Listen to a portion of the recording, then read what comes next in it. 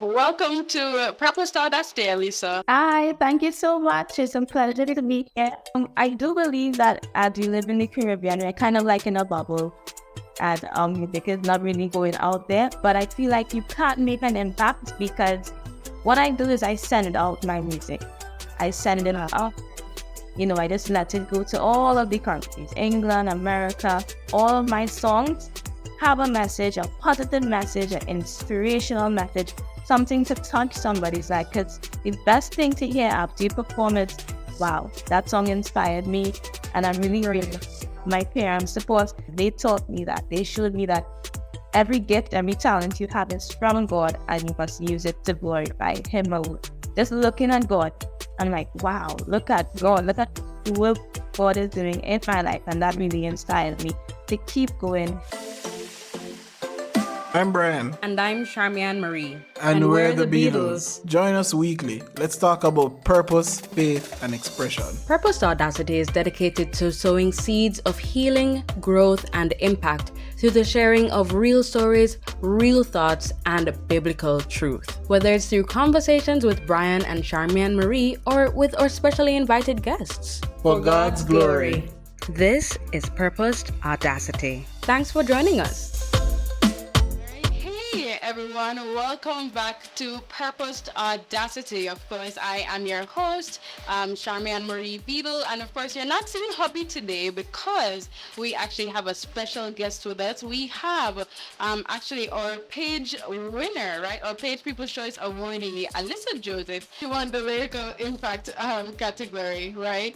And with that, we are so excited to have her here. She actually recently won even more awards, which she will speak about. And she just a bubbly spirit and a beautifully humble soul, and we are truly honored to be able to speak with her. So without further ado, we're gonna go ahead and welcome her. Welcome to Proper Stardust Day, Alyssa. Hi, thank you so much. It's a pleasure to be here.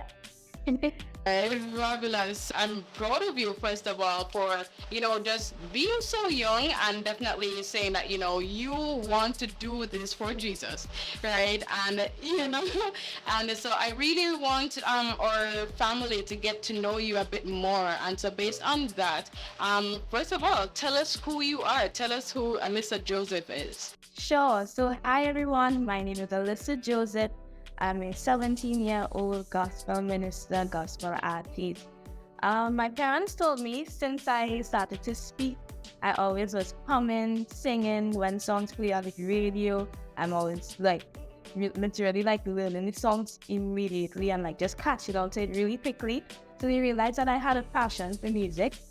And I feel like they just wanted to nurture that passion, nurture that talent. So they took me to vocal training.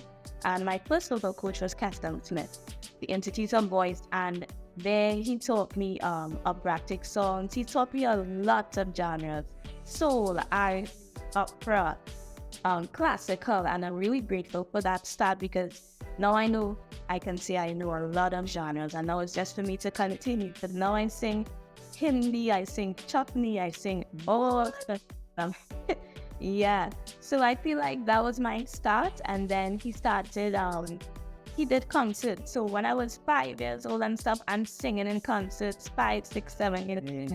Had shows for his students. So the students kind of concert, and that kind of brought me onto stages and being so I was really brave from young. When I started to sing, it was always on his stages, and I wouldn't even to sing unless there are a lot of people. I only 5 people. I would be like, I don't really want to sing. But that's my start there, and I feel like I'm grateful for that start. And I grew up in a Christian home, so I also know about Jesus. So my parents would always teach me about God. From really young, I had my own Bible, and I was reading my Bible and learning God's word from really young. So, that's how I basically started. Well, that's amazing because one thing I've always realized, because I mean, I have been following your journey, and especially, when you won, I was like, all right, cool, like, there is something very special here, right? And so, with that, I said, all right, cool, I was shocked when I heard that you were 17, because I'm like, no, your courage and your boldness and just how natural you are on the stage, it's astounding and it's beautiful to see. So you explaining now it makes sense. You get what I'm saying? So thanks for that. And even in terms of your vocal range, like when I listen to your song, whatever, it's pretty wide, and I love the timbre of your voice as well. So I definitely can pick up the different bits of training, and you venturing into different genres. So that's great. And it's funny. No problem. And it's funny that you mentioned that, though, in terms of your background, in terms of training and how your parents encouraged you to go to training and stuff like that, because I was going to ask you, I recognize that you dance as well. So I was like, how do you balance that, and what made you say, all right, cool, even though you dance really well, why do you say that, all right, cool, you're going to really focus on being an artist and not like a professional dancer? Like, how did you come to that decision? Okay, so I started that acting when I was 5, and I felt like I couldn't manage singing, dancing at school all at once, because I was in primary school at that time. And when I had to do the big exam, SCA, I took a break from dancing and I continued singing, because I feel like singing is something that I just did all the time. Like I don't need to be in a singing class to really, but I feel like to dance, I need to be in a dance class to dance. That's just how it is. But then after that, COVID came along, and then I ended up learning to dance home. So being comfortable dancing by myself, looking at TikTok videos and stuff. So I do balance it well now that I'm comfortable dancing by myself. And I know to take breaks. Like when it's time for big exams, I say, you know what, let me hold out. Let me not focus too much on these things. But I still do it, but not as much. I try to do it in moderation. I dance sometimes, I sing even though I sing whole day, whole night. Sometimes I get fed up of myself. I'm singing so much, I start to get panic. Right. But yeah, I think I do manage it well, as I know when it's time to take break from singing, when it's time from dancing and stuff. Right. Okay. Well, that's pretty cool. And I definitely get that in terms of, you feel like there was a limitation in terms of the as in dance and versus singing and stuff like that. And I dare say that your community is kind of better off, right? In the sense of, we get so much more of you, and that's beautiful. But I still do believe, of course, that your dance will still be able to be like a creative expression and outlet, for you when. Yeah. And in terms of me dancing, singing more than dancing, I feel like I'm more comfortable singing. That's why. Got it. Okay. Yeah, I'm more comfortable singing. Like, even I can dance every minute. Mommy is always dancing. Like, in a serious situation, I might just be. Yeah, right. I get that different. More comfortable singing than that. Yeah. Okay, cool. So with that said, I wanted to, of course, focus more on your singing, since it is about lyrical impact, right? So a huge question, do you write all of your songs? I write most of them. Okay. So only about 3 of them I never wrote. Like I wrote this with someone, and I like to add my juice. So they would write a song to it, and I would want to use my flavor to it. But most of them Okay, all right, I love that. So I wanted to know though, so since you do write most of them, what would you say is your writing process like? Like, do you have to sit by the beach? Do you what is your vibe? The writing process is kind of really different sometimes. But the times I write about situations in life, like maybe I might be in school and I'm like, one of my songs was Don't Give Up, and I'm in school and seeing kids my age cutting themselves and depressed, and I think that song was directed to them to let them know don't give up on life. And then I might write a song about no weapon because maybe I came across the Bible verse, or maybe I was constantly hearing everybody saying, no weapon formed against you shall prosper. And I'm thinking, let me write a song about that because it's a trending verse. Everybody knows it. And it's a powerful verse as well.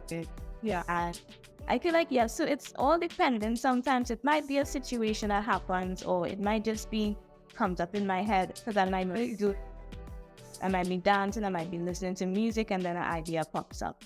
Right. Depending on the situation, really. Okay, and that definitely makes sense. You know, and it's really powerful for the fact that, you know, even you seeing others in school and stuff, you're like, yo, you definitely want to encourage your peers, you know?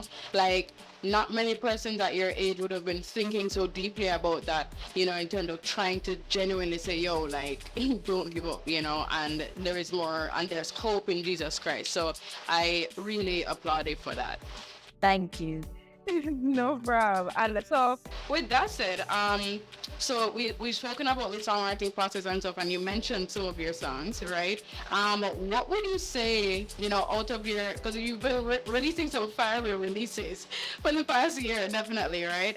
But you won Reggae Song of the Year the other day. Tell us more about that, and what made that song so special in your eyes.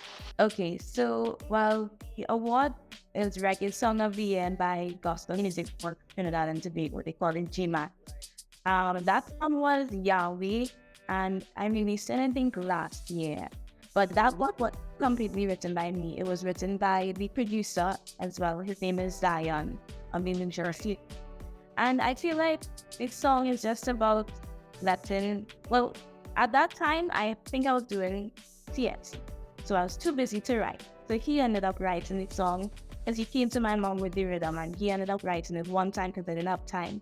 But I just really love the message that he wrote because he could call on God in every situation, because every day gets better and better once you have more life. And you know, let me just call God Yahweh. So I feel like every day sweeter than the day before, and we just need God more and more in our life.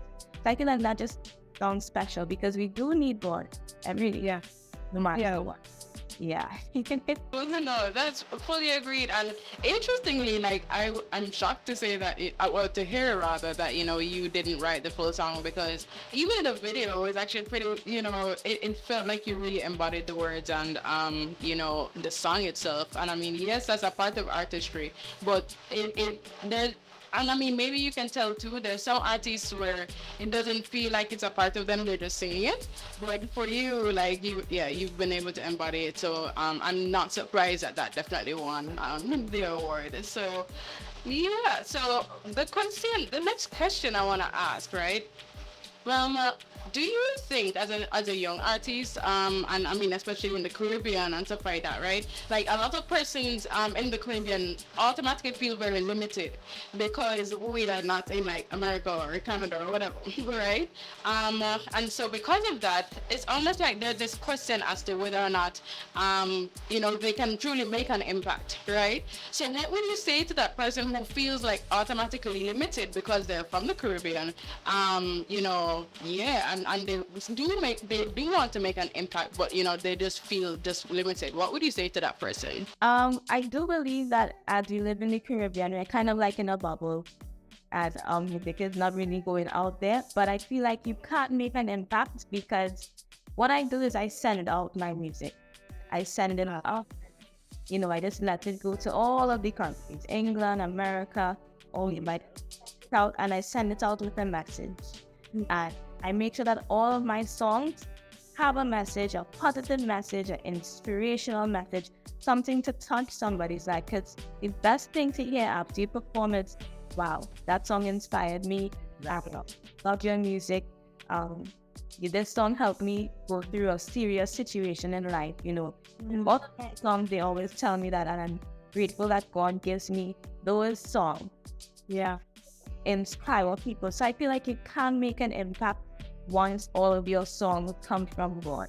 So like, go feel inspiration. Even though I write songs about situations in life, I still ask if that's really what you want me to write about. Yeah, God, Bible, my reference. So All of my songs, they somewhere in it, they have a Bible verse. Somewhere. No. Like they can make a lyrical impact. And let God be your guide. If you, I don't know, maybe God has a plan for everybody. God maybe wants you to maybe stay in the Caribbean to minister to Caribbean people passionately. I don't know, maybe God has a plan, but let God lead you and just yourself. Send out your music and make sure it's inspirational and touching or relatable too, so that people can feel like, you're talking to them direct. Oh, I love that, and that definitely makes sense. That definitely makes sense. And I truly pray that people are encouraged by that, because something that you said is something that I also say to persons where you at least have to just be willing to say yes to God, to be used in this specific way. So write the song, produce it, and send it out and stuff, and He will do what He needs to do. It will reach the person it's supposed to reach, right? So yeah, I definitely love that. And so what is it that you take part in overall when it comes to being active in your community? Like, I feel like when I see you, like, because I also know that you're an announcer on the radio and things like that. So like, I want to know the fullness of what you do to actively take part in your community, because funny enough, I do believe that that has helped you also in terms of your journey of impact. But yeah, what's the fullness of what you do in your community? I feel like I do almost everything. I like to be in a lot of stuff. So I like to be part of like youth groups, come and minister, give them some inspiration. I like to, go out to the Down Syndrome Family Network and just to sing for them. They are like, they're always excited and they always love to dance. So every year I perform at the Body Walk, and I just love it. I literally can't wait until the walk is over to just go and sing for them, because they really love my song Kingdom Daughter. They love No Weapon because they upbeat. That's like perform for them. I also love to perform in the home. I went to one of the boys' homes. I love to share the love, and it's right. You're good. And I feel like, that's just some community things I do, and I'm grateful that I get the opportunity to go there and minister, because it feels good. Yeah, I can only imagine, and like, especially based on the specific communities that you visit, like, for me, that's indicative of the big heart that you have, so I love that. And in that too, I also know that your parents are a huge part of your journey as well. How has it been, pursuing artistry, having your parents by your side, and like, how have they helped you to balance? I would say it's been really easy, and I was grateful for the support, because a lot of people say they don't have that parent support, and they really love that my mom is always on my side and my dad is always on my side. So I'm really grateful for them, because sometimes I always need that extra push. Like, ministry is something I love to do and I have a passion, but sometimes, from the 100 every day. And then to say, keep going. Doing it, look on, because you're not always 100% every day, and I'm really grateful for my parents' support, and I'm grateful that, as I mentioned before, I grew up in a Christian home, and I know that I must use my talent that God gave me, use it for Him alone, and they taught me that, they showed me that every gift, every talent you have is from God, and you must use it to glorify Him alone. So I'm grateful that I have my parents there to support me, to always, they help me even with writing songs, give me advice and what was it. Then, you always have that or the reviewer or somebody that are here equals. Yeah. Okay. Yeah, and that's great. But I'm happy to see your support system, and it's clear that it helps to keep you grounded. I would say the final question that I have is relating to being grounded, right? Because of course your parents do help you to stay balanced, to help you to keep going, as you said, and stuff. But what is it about God, right, and your relationship with God that you would say definitely makes you say, all right, cool, I'm gonna stay on this journey because of just just who he is or the relationship that y'all have, like what is that specific characteristic that has held you in his hands, you would say? I would say it's just God being so good. You know, when I look back at when I was singing at 5, 3, 4 years old, and I'm saying, wow, look at me. Like, I'm actually shocked at how I'm singing, how I'm performing, and how I'm doing everything for God, and see myself inspire me. And look at how much situations God has brought me from, like brought me through, I mean.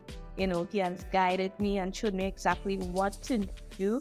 And I'd say that keeps me grounded, because just looking at God, I'm like, wow, look at God, look at the work God is doing in my life. And that really inspired me to keep going. And also praying a lot, that keeps me grounded. You know, in any situation, I always tell everybody, even on the radio, when I close up, I say, always pray before you do anything, always put God first.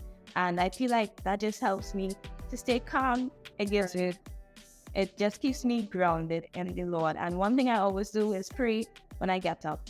And I like before, like one day I would forget to pray when I wake up.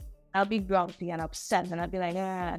And I'm like, why am I feeling this way? And I'm like, oh, I didn't start my day with Jesus. Right. I didn't pray before. So that's one thing I always do. I always ask God to know, guide me through the day.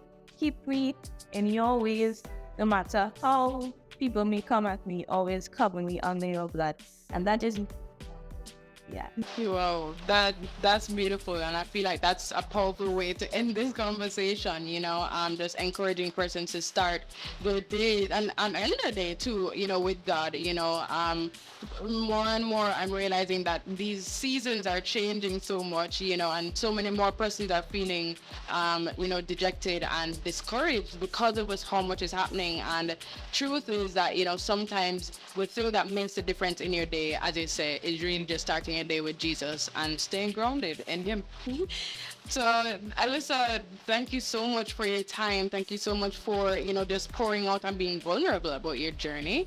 And and so that's it, guys. I truly hope that you were blessed by this conversation, and remember to listen to her music, please, and thank you. Right, I will find her on Instagram. We will definitely drop the handle below and all of the things, and we can't wait for what the Lord has in store for you, Alyssa. Thank you so much. No problem. So until next time, guys, take care. Bye. I'm Brian. And I'm Charmian Marie. And we're the Beatles. Join us weekly. Let's talk about purpose, faith, and expression. This is Purposed Audacity. Thanks for joining us.